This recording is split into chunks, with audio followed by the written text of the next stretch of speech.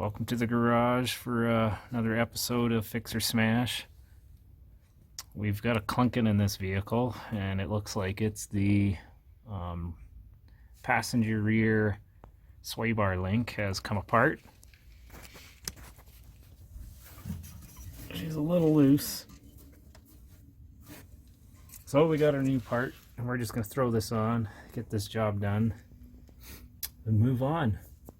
Save us a couple bucks in labor. So here's the culprit. She's loose. Got the replacements going on.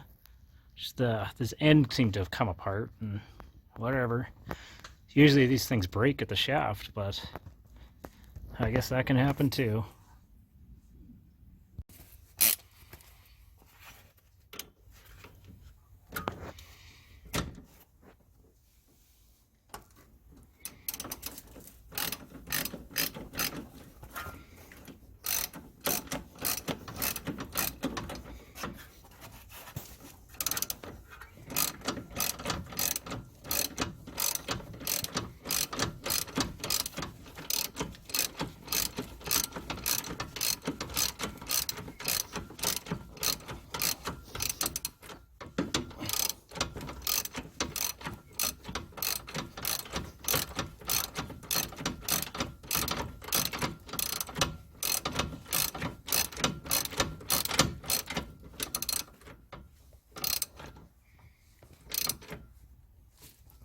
Okay, let's go look up the torque and finish this.